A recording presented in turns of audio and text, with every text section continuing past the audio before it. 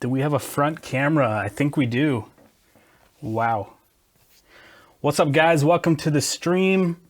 I just spent probably half my day trying to get this stream to work because I got an overhead camera to do an unboxing with, which is something that somehow ended up being way harder than I expected. Sup, Long Rider? I'm your favorite millennial. Sup, Robertson? Sup, Jason Vong in the house? This countdown, though. Yeah, we got some sweet countdown intro music for this bad boy. GH5s in the house. I have not opened it yet. Luckily, I have an extra Panasonic battery, so we can fire this bad boy up, just in case this one's dead. But how's everyone doing tonight? Late. I'm late like usual.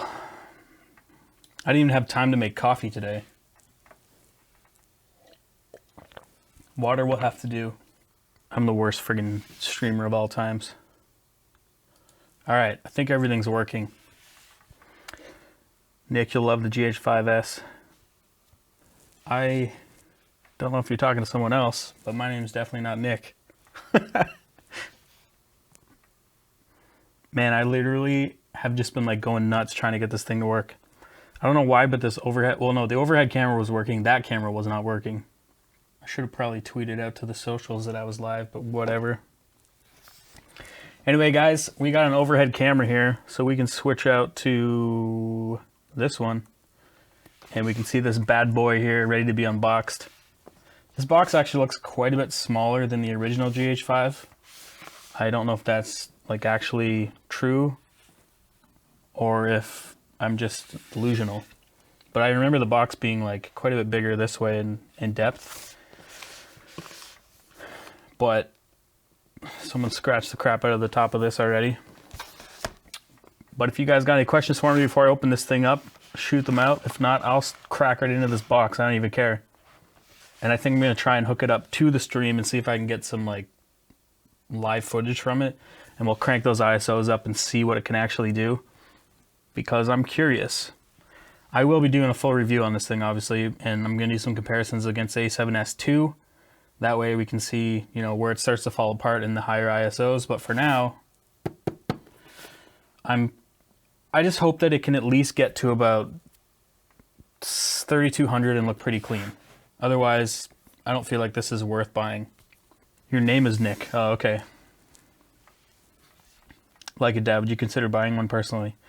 I don't know if I would because I already have what I need. But I have a feeling that if you were on the fence about buying into a Sony situation and getting like the A7S Mark II, and you didn't want to go with any other company, this is obviously a good choice. It obviously has the most specs for video right now in its size and price range pretty much. So you're looking at, oh, it looks like I'm clipping here. I should probably turn my mic down a little bit. Sorry, guys. So you're looking at like 4K 60. It obviously shoots 10-bit.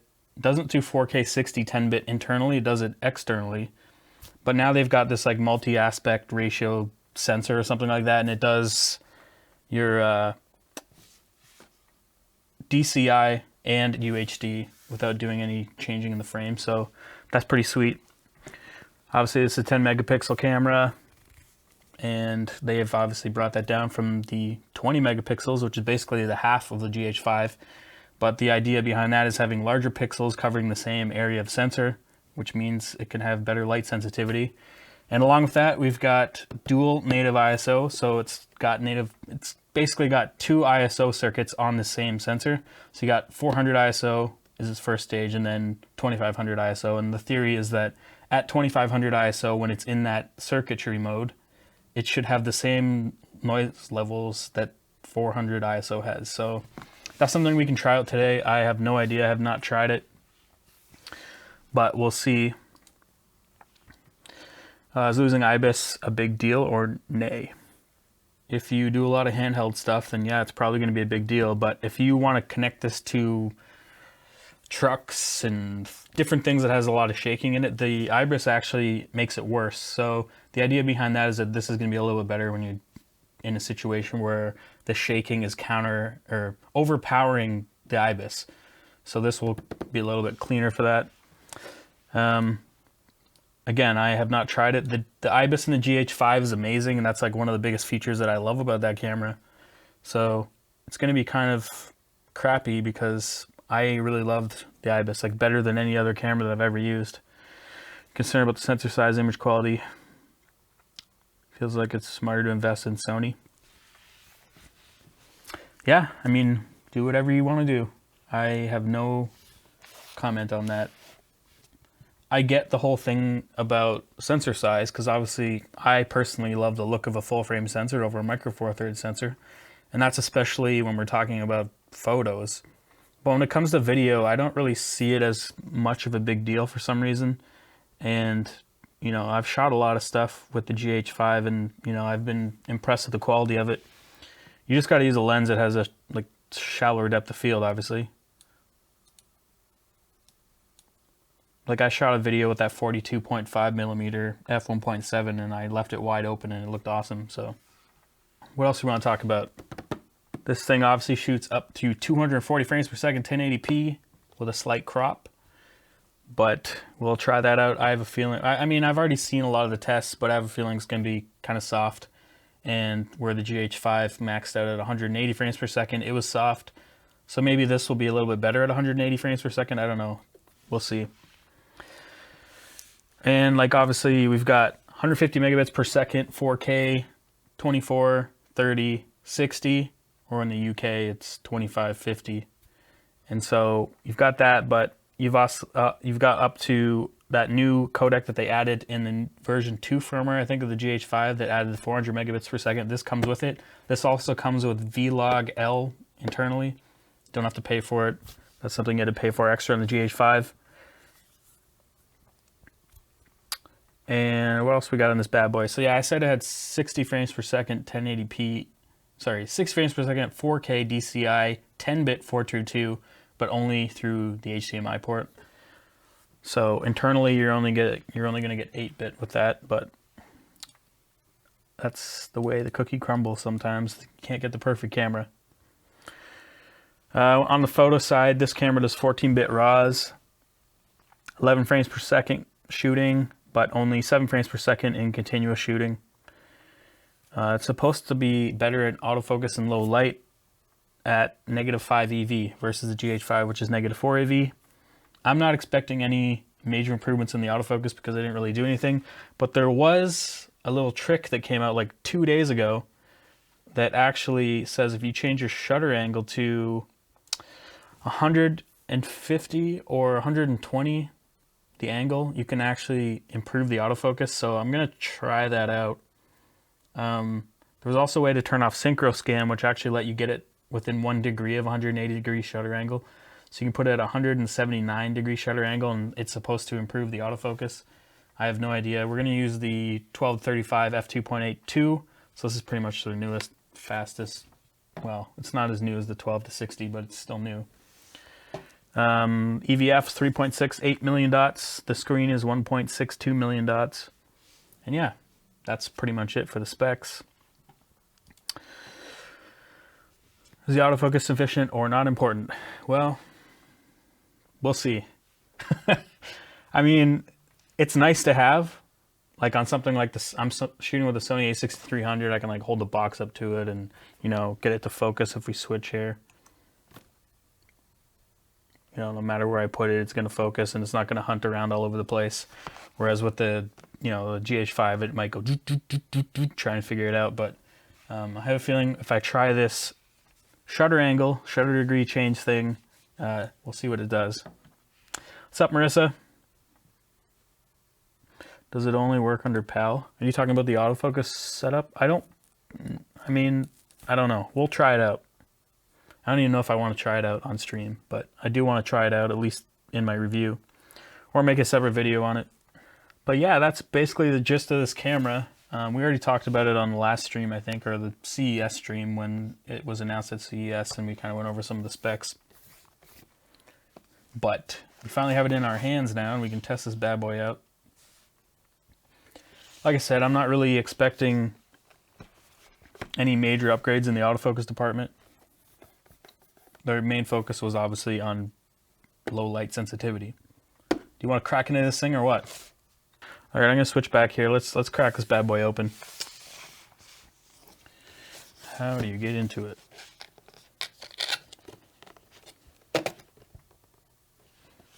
Okay. So it folds out like that. Just your regular manual stuff. They love talking about 4K photo, throwing that right on the front of it, which I think is, you know, whatever. Obviously the owner's manual is going to be in English and probably Spanish since this is American. If you're Canadian, it'll be in French. Crack it, let's do it. Okay. You want to start with the body first, or you want to go right into the little accessory stuff? This looks like a sync cable, but the other end looks like a SDI output. You can see that. Does that not look like an SDI output? But why would that come out of the sync port? Oh, you know what this might be? I actually heard that they have time code out on this camera. So this is probably the cable for time code out. So that goes to show you they're really focusing this camera on video. This is USB to USB-C. I don't know if you can charge the battery in the camera. I heard the G9 you can do that, but I don't think you can do that with the GH5. Okay, so this is new. This is the charger, and this charger is tiny. This is way smaller than the original charger for the GH5. And it looks like it's USB. So that's either a good thing or a bad thing, depending on how you look at it. I usually consider USB charging kind of slow compared to the power adapter. But whatever. They've changed the charger. Oh, this is the wall plug for USB. Interesting that this is not USB-C and this is not USB-C either. Sorry, it's hard to see what I'm angling on here. That's totally micro USB. So their camera is USB-C, but the charging is not. Great. What else we got in here? This must be the charge cable because this is normal USB to micro USB. And what's left? This is the HDMI hold down cable. You screw that into the side of the camera, it'll lock your HDMI in place so it doesn't come out. And this is the battery. Good chance that battery is not charged. Man, it's so hard to hold this in front of the camera without going off. Anyway, that's the battery, same battery as before. I have a charged battery already. And that looks like that's all that's left in there. Oh, one more cable. Oh, that's just a strap. Wow, they didn't even give you a GH5s strap. GH5. You don't get to walk around with an S on the side of it to make you look pro. How are people supposed to know that you got the GH5s? Other than the red ring on top, I guess. But look at the chat. Open it. It'll be the closest we get to unboxing one. Michael says this feels perverted. Why? Because I'm undressing a camera? Can't go wrong with Jason Vong. Jason Vong just hit 30K. Guys should congratulate him. Well, he's probably way over 30K now.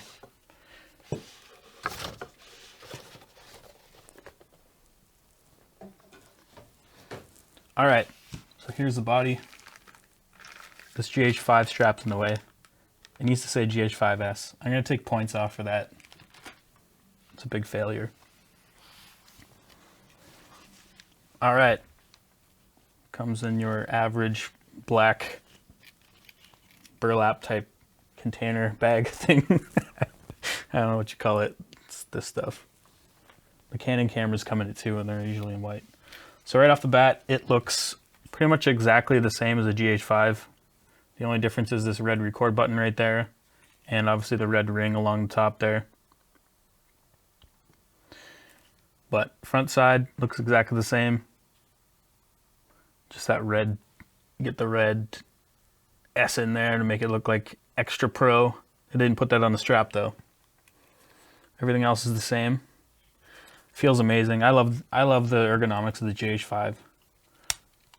Dual card slots. Both of them are UHS 2. Battery door on the bottom. Flip out screen. I wish I inverted the camera so that you guys could see it this way, because this looks more like it would make more sense to you guys. Buttons are all in the same place. Joystick up here.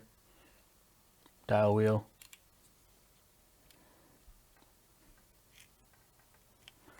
Around the side, we've got full-size HDMI. There's a good seal on there. Full-size HDMI. It's a little dark. I need to go from this angle. Sorry, guys. Full-size HDMI, USB Type-C. And then above that, you've got your headphone jack, and then the mic jack right on the top there. And they put the mic jack out of the way of the swinging door, so when the door swings out like that, you're not going to hit your mic cable, mic jack. But I'm going to brighten this up a bit because I feel like you guys can't really see it too well. You can see the mic jack there. Headphone jack right under it. Flip out screen, flippy touchy screen. They have a really nice, this is actually one of the nicer screens that I've used in a camera too. If this camera didn't have a micro four thirds sensor, I'd be stoked, but that's its only drawback for me. But I guess we can kind of throw all of the bad press out the window about micro four thirds if this actually does have better low light performance, because that's the biggest drawback of having a micro four thirds camera. Looking at the links or the chat here, sorry guys. Am I going to be doing an XH1 unboxing? Maybe, if it actually exists and it shows up. Wow, that strap. Do you guys want to see the strap again? It's probably the best part of the unboxing. No S, just GH5, fail. Didn't even try and print it. You know, they could have took all the extra GH5 straps and sent them away and get someone to sew a little S on them, but they must have made too many. Can I feel the difference of no IBIS?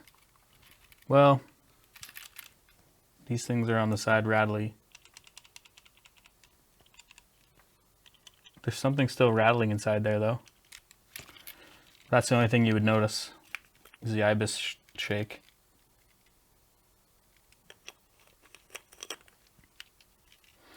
What up from the 6, Paul? Yeah, I know. I love all the materials that this camera's made out of. The grip, everything. It's all metal. That record button though.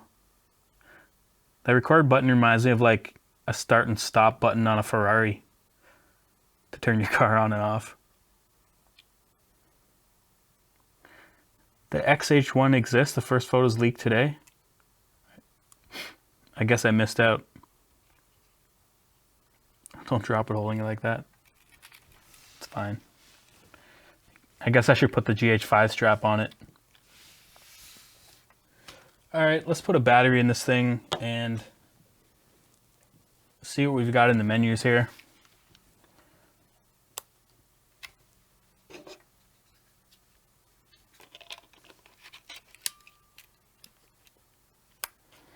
XH1.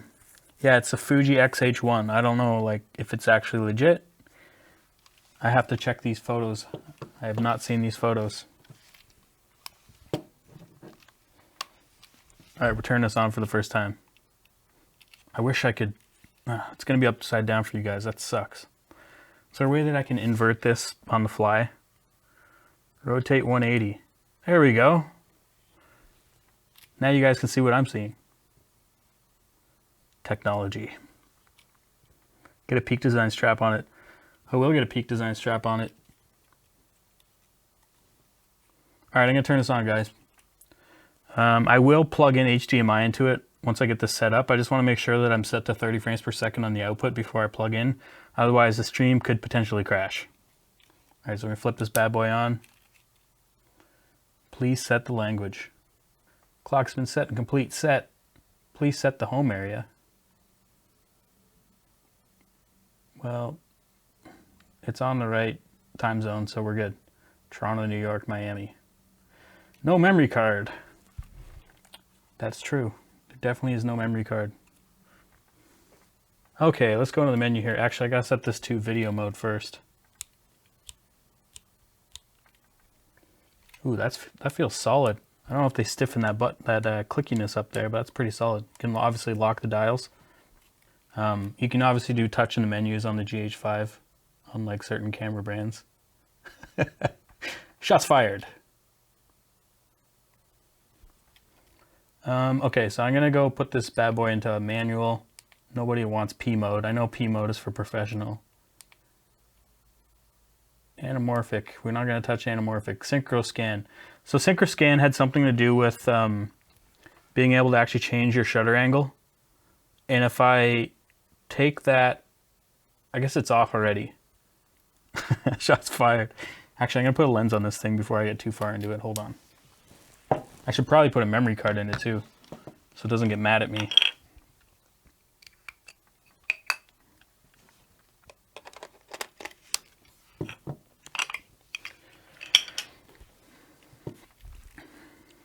This is the 12 to 35, 2.8. I just want to get over to the frame rates. Record format.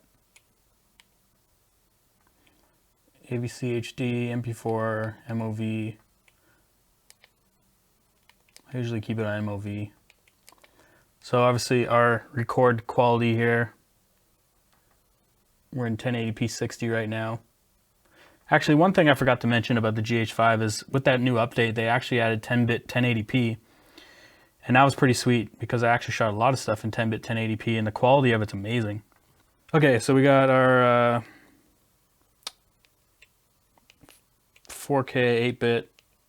Why is everything all over the place right now? Okay, let's go to the top. So here's our DCI 4K. So we've got a 4K 8-bit, 60 FPS, 150 megabits per second, 30p, and then back down to 100 megabits per second DCI. So they give you all kinds of different options and different bit rates. Here's a 400 megabits per second, 10-bit 422, 24 FPS.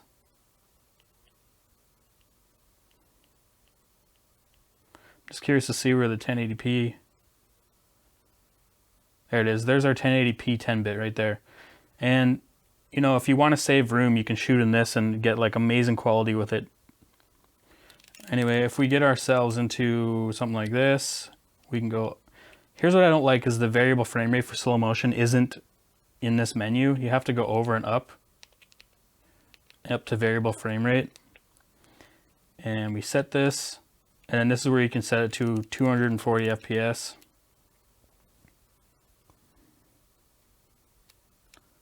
Oh, that's interesting. See where it says crop on there? The crop on turns off at 192 FPS. So you have up to 192 FPS before it crops in. And I don't know how much it crops in, but we'll have to test that out in my review. But at least you know you can get up to 192 FPS and get the full sensor. Anyway, that's pretty much it. I'm going to try and plug this into the HDMI input and see what happens. Wish me luck. Actually, hold on. I got to make sure that this is set to 30. And I got to make sure the output is set to 30. And I use a million different cameras, so it's hard to remember where each thing is saved. There we go, HDMI record output. We're going to leave the info on, down convert, and leave it at 1080p. 8-bit. Alright, I'm going to plug this in and see what happens. Hopefully it doesn't massively crush me. Okay, we'll switch back to the front camera here. Front camera. Actually, we should switch to this one because this one has lower thirds and shows all of my social medias. Eric Rossi in the house. What's up, man? Oh, you guys are talking about New York. Do you think that 4K 60 variable frame rate is lower quality than 4K 60 in a GH5? I have no idea. We'll have to try that out. But I'm going to plug this thing into the HDMI first. Wish me luck. Everything could go downhill from here if it hasn't already gone downhill. There's a good chance everything's going to blow up right here. I forgot to mention, well, I guess I did mention it's full-size HDMI, which is friggin' awesome. All right, we're plugged in. The question is now, is this gonna work? All right, I'm switching over, guys. Wish me luck. Here we go. I don't even know what I'm in for ISO and stuff. Oh, I'm in auto ISO. Whoa. Hey, that actually looks pretty clean. That's 12,800.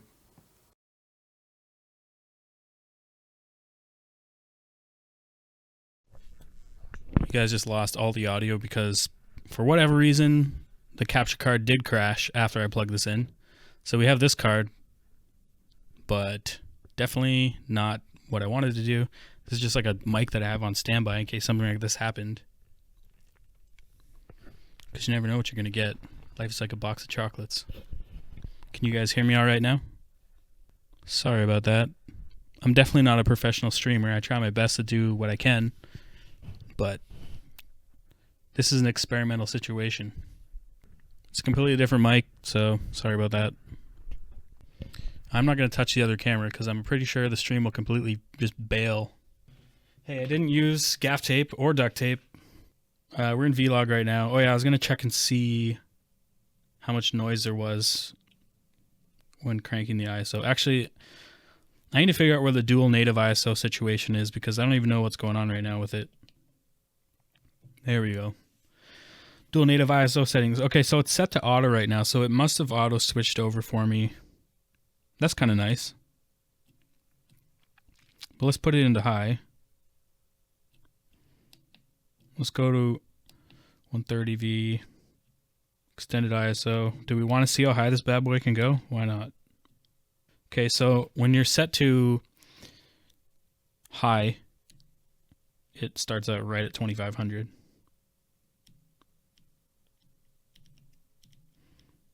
25,600. Did I not go all the way up to 51,000 before? I mean, most people are never going to go past 3,200, 6,400, so I'm more curious about what it looks like at that setup. So that's ISO 6400 with Vlog. If I take this back out of Vlog into like a normal picture style,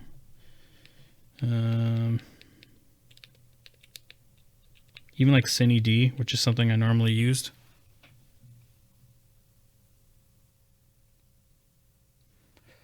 I don't know about you, but that looks pretty clean to me. I don't know how stream, obviously the stream isn't going to be perfect. This lens also has image stabilization on it, so it's a little stable. It's not too bad. Yeah, that's what I was going to say. There's a lot of compression artifacts, so it's really hard to tell because it's not a high bit rate. But what I'll do is I'll film some stuff and I'll upload it to Vimeo or make it downloadable so you guys can check it out. Obviously right now we're in 8-bit. So if we go to, there's our high at 80,000, 102,400, 128,000, 160,000. Like this obviously looks like trash. But I will say that this 12,800 or even this 6,400 looks pretty clean. Put it back to 6,400.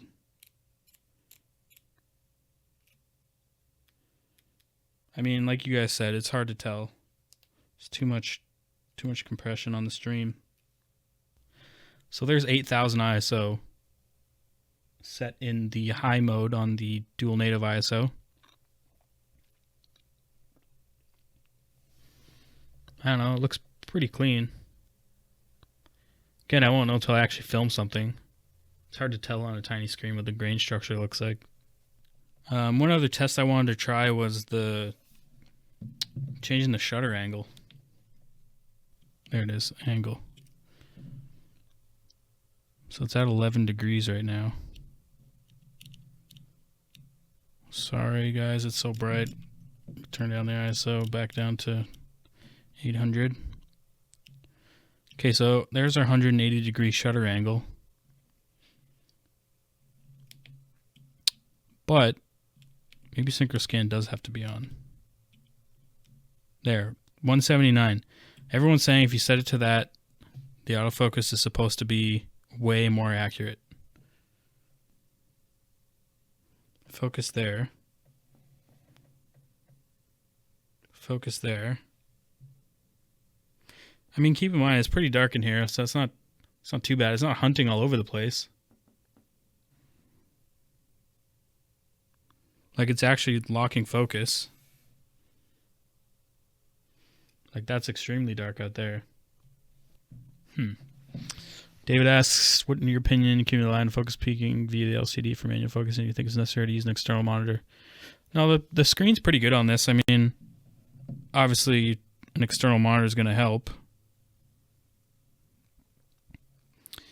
But I wouldn't say that like it's going to be like a huge difference.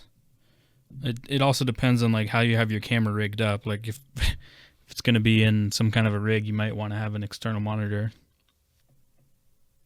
to something like that. I'm fine with the speed at which it's, you know, locking on. Maybe I'll go like +1. Let's try that.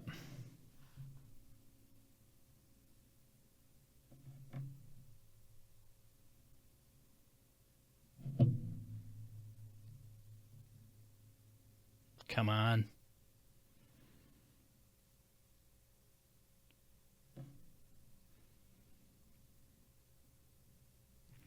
Okay, so that's really not that fast. And I don't know if it's any more sensitive than it was. Seems about the same. Anyway, I don't know if I want to spend too much time on the autofocus until I actually get a chance to try it and like do tracking with me walking towards the camera and different things like that. I'm probably just going to leave it at that. I mean, it doesn't seem that much better, but the ISO definitely seems better. If I crank the ISO back up to like 6400.